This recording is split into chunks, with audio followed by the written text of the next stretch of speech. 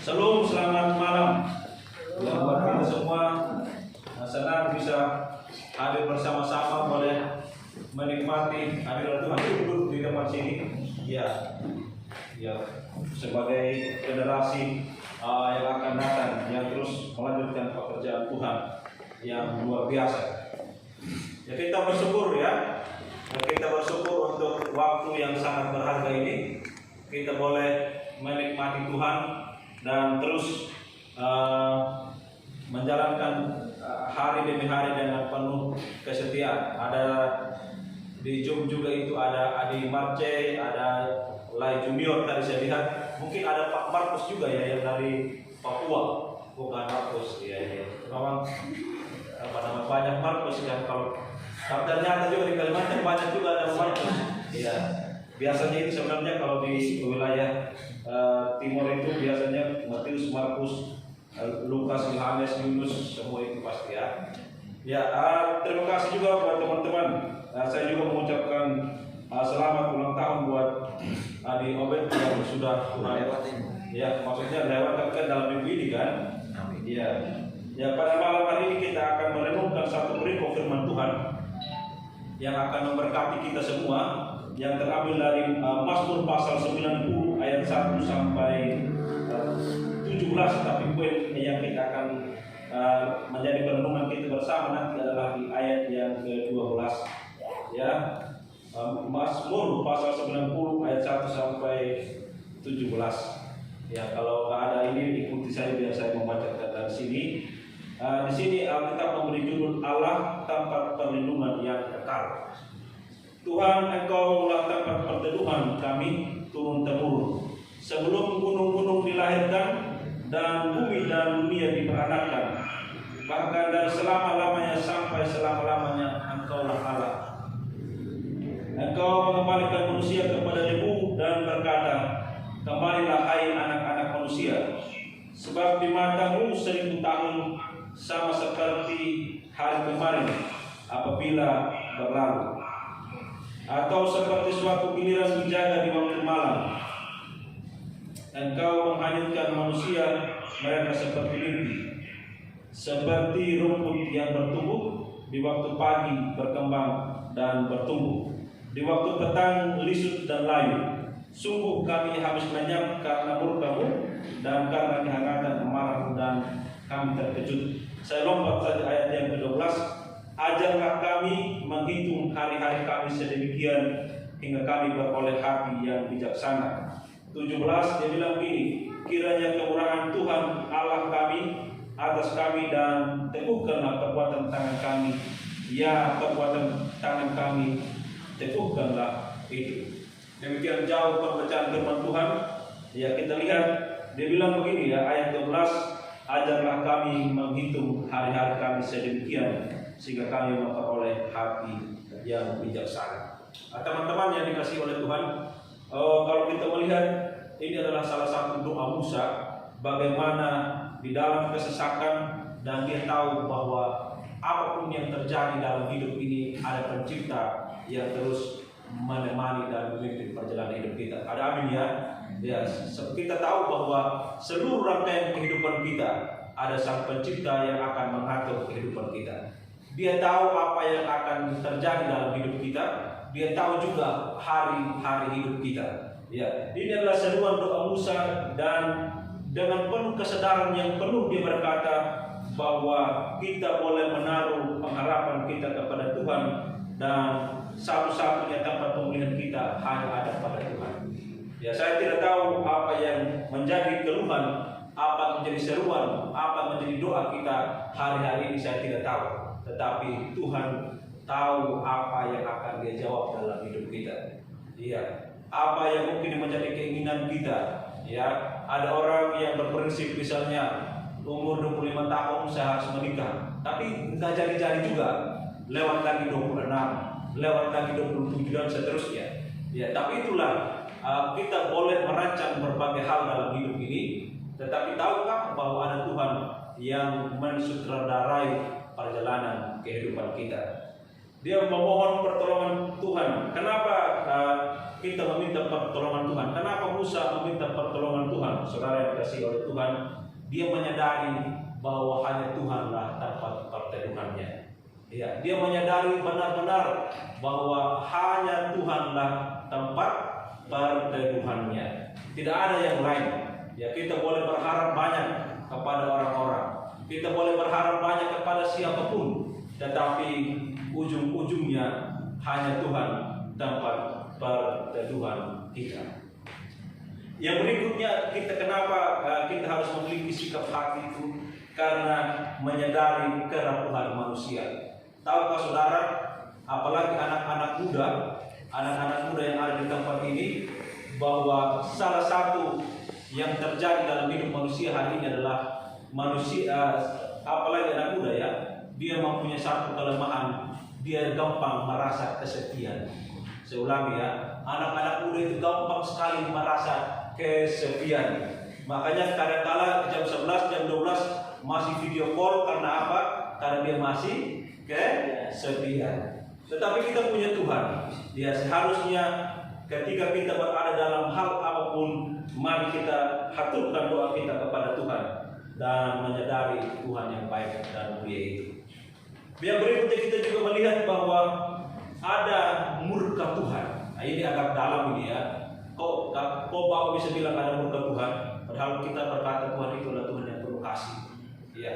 Kadang-kala juga Tuhan mendidik kita semua. Ya, kadang-kala kalau orang tua kita kan, dia didik kita di rumah ya. Mungkin dia tahu kalau dia kasih peringatan berarti kasus atau masalah yang kita hadapi masih biasa-biasa saja.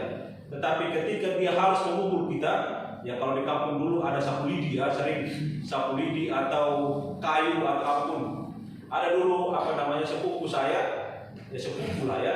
Kalau dia malas pergi sekolah, itu di rumah itu bapaknya sudah selalu siap kayu besar begini. Tahukah saudara bapaknya itu mohon maaf, tuli. Jadi kalaupun dia pukul seperti orang tuli dia pukul. Bahkan sampai patah kayu itu badan. Iya. Tapi saudara saya memang dia pergi ke sekolah, tapi nggak sampai di sekolah. Kebetulan kita dulu ya semua yang dari Subang dan Jilu pasti tahu ya masih hutan. Ya kalau dia mau pergi sekolah, dia tidak sampai di sekolah, dia harus sembunyi di hutan. Jadi kalau orang keluar sekolah, keluar juga dia, pulang juga dia. Dia selalu hadir, kata bapaknya selalu keluar. Tapi datanglah Pak Guru itu di rumah. Ini udah sampai 2 bulan sekarang tidak pernah ke sekolah katanya. Di mana dia? Padahal di rumah tiap jam 7 pagi udah berangkat dia ke sekolah. Itulah yang membuat bapaknya marah. Tapi tahukah, ketika bapaknya marah karena dia tahu bahwa sekolah lah itu dulu ya pemahaman kita yang menjaga masa depan anak-anak itu adalah sekolah. Maka dia harus sekolah. Kalau dia tidak sekolah, maka dia akan cambuk, bahkan dia akan pukul. Ya, kadang-kala Tuhan itu juga akan mengingatkan kita, ya, mengingatkan kita untuk kembali kepada Tuhan dan sadarlah kalau ada dosa dan pelanggaran yang kita lakukan, kita harus berbuat dosa, bertobat, karena Tuhan juga adalah Tuhan yang murka terhadap dosa. Ini memang agak keras khotbah ini, tapi saya rasa tidak apa-apa lah. Jangan berkata nanti kalau saya khotbah saudara harus diberkati Tuhan, sudah terbiasa itu ya. Tapi kita harus melihat juga di satu sisi bahwa ada Tuhan yang begitu murka terhadap dosa. Yang berikutnya kita harus menyadari bahwa hanya Tuhanlah sumber pemulihan. Kalau ada dalam fenomena apapun kita, di dalam seperti apapun kita, di dalam terpuruk apapun kita, Tuhan akan mengangkat kita asalkan kita mau dibina dan dididik oleh Tuhan. Makanya Raja Daud itu dalam Mazmur pasal 23 ya, sekalipun aku berjalan dalam lembah kekelaman, aku tidak takut bahaya katanya, karena dia tahu di sana juga ada penyertaan Tuhan. Ya kalau kita sedang main dulu di ini ya, di tempat yang gelap, di di kampung saya, tapi masih di sana dan persisnya di kampungnya di Dodi ya, ada dulu goa nipung, goa Jepang kita bilang, sekitar berapa meter itu, hari 10 ya, 10 meter. Jadi kalau kita jalan di dalam itu gelap semua itu, harus pakai senter kita, ya kan? Di dalam juga ada saya lupa bahasa Indonesia itu ya, bukan kelelawar, yang sering diperjualbelikan sekarang yang mahal itu, Wafat ya benar. Wah, itu kan kita harus begini nanti. Kita tidak tahu apa yang terjadi di dalam, bisa ada ular dan segala macam. Tapi ketika kita ikut di dalam itu sangat gelap. Ya, tetapi Raja Daud mengatakan, sekalipun aku berjalan di dalam lembah kekelaman, di sana ada penyertaan Tuhan. Kita harus menyadari bahwa ada Tuhan sumber pemulihan. Seberapapun dosa kita, seberapapun perbuatan kita, datanglah kepada Tuhan yang menjadi sumber pemulihan. Ya, anak-anak muda, ya kita semua bukan hanya teguran firman Tuhan ini mengingatkan kita bahwa harus kita kembali kepada firman Tuhan itu. Jangan terlalu dalam Tuhan mendidik kita baru kita berpaling. Ya, kalau kita tahu bahwa itu adalah teguran yang mengingatkan kita, kita kan semua ini, sekalipun orang itu bukan orang percaya, Tuhan kasih hati nurani kepada kita. Benar ya? Ketika dia berbuat salah, ini tidak boleh saya lakukan. Ya, itulah yang mengingatkan kita. Maka kita melihat bahwa ada satu momentum yang harus kita jaga. Doa kita adalah, ya Tuhan, berilah hati yang bijaksana. Kenapa kita harus meminta hati yang bijaksana? Karena dengan hati bijaksana itulah kita bisa mengatur kehidupan kita dengan baik. Karena dengan hati yang bijaksana itulah kita boleh dilapangkan, diluaskan hati kita untuk melihat kedalaman diri kita. Ya, saya pernah bilang beberapa minggu yang lalu bahwa kita terlalu dalam mengkritisi diri kita sehingga kita lupa mengkritisi diri kita, dan kita terlalu senang mengkritisi diri orang lain. Kita lihat di dalam ayat yang ke-17 dibilang, Tuhan kiranya memberkati dan memberi kita hati yang bijaksana. Tuhan juga yang memberkati perbuatan kita supaya perbuatan kita terus diberi kekuatan oleh Tuhan dalam menjalani hari-hari hidup kita. Kita harus menyadari bahwa apa yang kita lakukan, Mazmur 90 ini mengajarkan bagi kita sebuah gambaran tentang bagaimana hati yang bijaksana. Coba kita telusuri ya, bagaimana kita menggapai hingga kita memperoleh hati yang bijaksana itu. Yang pertama adalah hati yang menyadari hanya Tuhan tanpa pertemuan. Apa teman-teman? Hati yang menyadari bahwa hanya Tuhanlah tempat pertemuan kita. Ya. Dia bilang, Tuhan, Engkaulah tempat pertemuan kami turun-temurun. Sebelum gunung-gunung dilahirkan dan bumi-bumi diperanakan, dunia diperanakan, bahkan dari selama-lamanya sampai selama-lamanya, Engkaulah Allah. Ya. Dia bilang, Musa dalam doanya, dia bilang, sikap hati yang bijaksana utama ditandai dengan kesadaran bahwa Tuhan hanyalah Tuhan tempat pertemuan kita. Dialah tempat pertemuan kita, kita meminta dan berdoa kepadanya. Saya juga berharap kepada kita semua begini ya, di setelah bangun pagi, ya ini agak pendidikan mungkin agak sepertinya sudah terbiasa kita dengar. Bangun pagi, belajarlah mengucap syukur, berdoa kepada Tuhan, minta tuntunan Tuhan, minta penjagaan Tuhan dan perlindungan Tuhan. Itulah yang harus kita lakukan. Ya, jangan sampai bangun pagi langsung pikir sarapan, ya. Sarapan kalau yang mau sarapan, atau bangun pagi udah pikir duluan buka WhatsApp, apa yang harus dilakukan semalam atau yang belum terbalas. Ya, doa ini dipanjatkan oleh bangsa Israel yang telah lama dihukum oleh karena dosa-dosanya. Israel benar-benar menyadari mereka sudah ditinggalkan Tuhan. Tetapi saudara yang dikasihi oleh Tuhan, kita diingatkan bahwa Allah bekerja di luar waktu dan mengatasi waktu, sehingga kita diyakinkan bahwa semua pasti indah pada waktunya. Tinggallah kita terus beriman dan berteduh kepadanya. Berteduh artinya kalau kita lagi kehujanan ya, kita baru pulang dari Bogor tadi kehujanan, kita harus ada rumah tempat kita berteduh, ya kan? Begitulah kita gambaran dari Tuhan itu. Hanya kepada Dialah tempat kita berteduh. Obet kita siapapun, mungkin kita punya saudara ya, kita merasa dia orang kaya yang akan membantu kita pada waktunya. Enggak juga kadang-kala apa yang tidak kita pikirkan itu yang menolong kita. Benar nggak? Sering sekali itu terjadi. Kita sudah berharap kepada orang itu, nanti orang itu akan membantu saya dan ini gitu. Tapi pada akhirnya tidak sesuai dengan kenyataan yang kita harapkan. Lalu apa yang terjadi? Kecewa kita kan? Kok kita nggak dibantu? Kok kita nggak dilakukan seperti ini? Tetapi malam hari ini firman Tuhan mengingatkan kita, hati yang menyadari hanya Tuhanlah tempat perteduhan kita. Tidak ada yang lain. Hanya Tuhan tempat perteduhan kita. Yang kedua, kita melihat hati yang menyadari bahwa ada terang Tuhan manusia di dalamnya.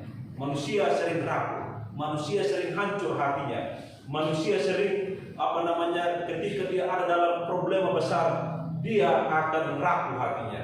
Tetapi firman Tuhan mengingatkan kita, Musa dalam doanya pada bagian ini menyadarkan kita bahwa kita begitu fana dan rapuh. Ada orang sehat tiba-tiba telah dipanggil Tuhan. Kayak kemarin artis yang kemarin ya, semua siapa yang bisa menyadari itu dalam perjalanan Tuhan memanggilnya pulang. Ya, itulah kehidupan. Ya, proses kehidupan kita sedang berada dalam menunggu, ya, menunggu dan menunggu. Tetapi kita ingat kembali bahwa kembalilah kita kepada Tuhan. Kefanaan manusia itu seperti rumput yang waktu pagi berkembang dan tumbuh, namun di waktu petang dia lesut dan layu. Begitulah kehidupan kita. Firman Tuhan berkata, hidup kita ini sama seperti uap, sebentar kelihatan lalu lenyap. Itulah kehidupan kita. Kalau sekarang mungkin ada orang yang berolahraga terus dan dia mengaku sehat, tetapi siapakah yang bisa mengatur kehidupan itu? Kita harus menyadari itu semua, bahwa pada akhirnya kita akan kembali kepada Dia. Tetapi yang paling penting adalah kita harus menyadari, kembalilah kepada Tuhan dan melihat bagaimana Tuhan memberkati kita. Yang berikutnya tadi saya melihat bahwa ada hati yang menyadari hanya Tuhanlah sumber pertolongan kita. Ya, sekali lagi teman-teman yang dikasihi oleh Tuhan, bahwa murka Tuhan itu bukan tidak kita anggap sebagai hal yang menakutkan, tapi mari kita menganggap itu sebagai sesuatu yang menolong kita. Di Mazmur 90 ayat 12, ajarlah kami menghitung hari-hari kami sedemikian hingga kami beroleh hati yang bijaksana. Ya, ajarlah kami mengikuti hari-hari sedemikian. Ya, kita memang sengaja saya ambil renungan ini karena ada beberapa teman kita yang berulang tahun dan biarlah ini menjadi bencana. Tapi ulang tahun hari ini saya berikan bahwa kita harus, ya, hari jadi memang itu patut disyukuri ya, karena itu anugerah Tuhan. Tapi di satu sisi hari jadi juga membuat kita harus berhitung bahwa sudah semakin pendek usia kita, ya kan? Bertambah 1 tahun, berkurang juga 1 tahun. Ya, begitulah kehidupan ini. Tapi kita harus melihat apa yang harus kita lihat, bahwa hari jadi itu sama seperti dua sisi.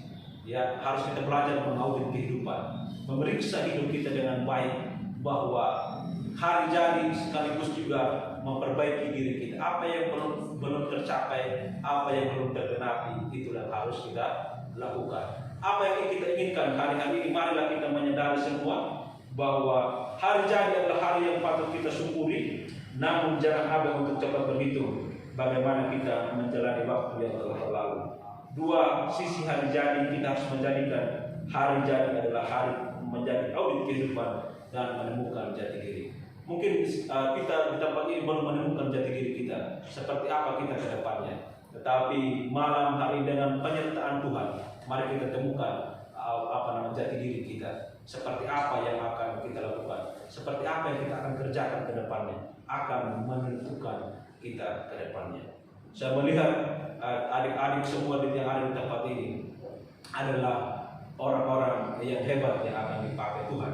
Tapi satu kata kuncinya, milikilah hati yang bijaksana. Ya, kalau kita ketemu orang di jalan, ya, misalnya kita harus ribut, gak usah kita harus ribut, kita harus berdamai saja dengan orang. Ya, itulah hal-hal yang sederhana, contoh-contoh praktis yang akan kita lakukan ke depannya. Tapi kita terus berharap kepada Tuhan dan mengingat betapa baiknya Tuhan itu. Ya, kita harus diingatkan itu. Kita harus terus berjalan bersama dengan Tuhan. Kita harus terus mengemban kehidupan kita dan kita berdoa kiranya kemurahan Tuhan atas kami, Dia meneguhkan apa yang akan kita kerjakan. Sebagai anak-anak muda saya hanya mau bilang begini, pastikan kita ini perantau semua ya, pastikan bahwa di tangan yang kecil ini ada kerja yang besar, di kaki yang kecil ini ada langkah yang besar, ya, di hati kita ini yang kecil ada hati yang terbuka untuk dikoreksi dan menerima masukan. Di kepala kita yang kecil ini, di otak kita yang kecil ini ada ide yang besar. Amin ya. Sehingga kita boleh melangkah dan melihat apa yang Tuhan mengerjakan ke depannya. Itulah orang yang dekat dengan Tuhan.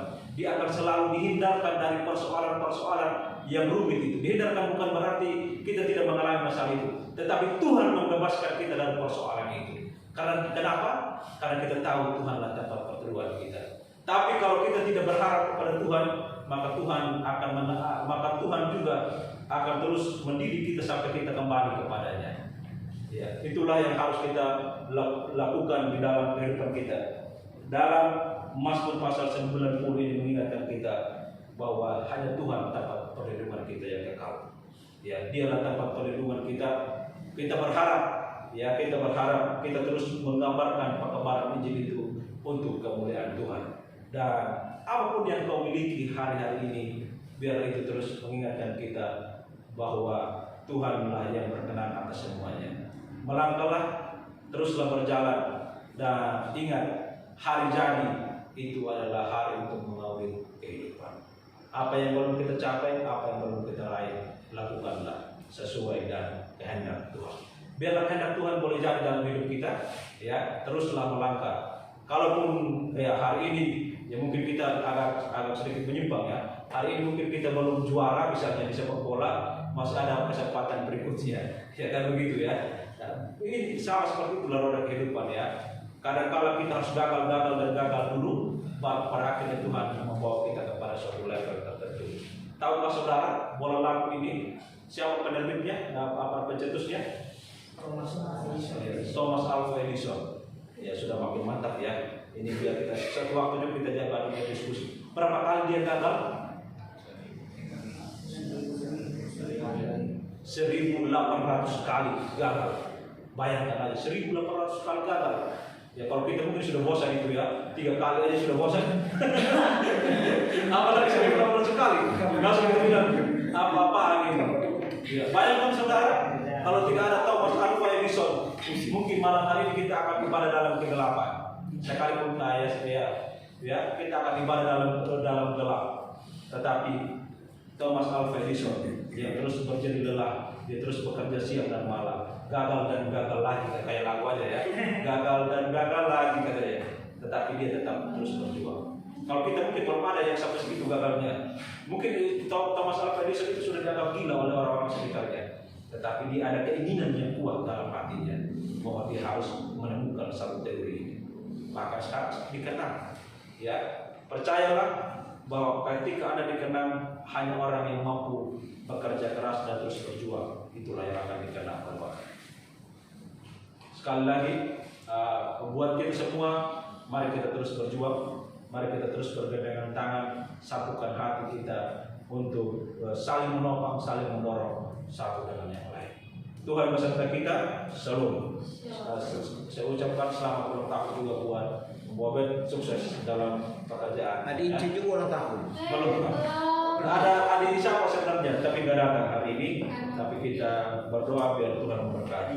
Mari kita berdoa. Bapa di surga, hamba-Mu sudah selesai membentangkan firman-Mu.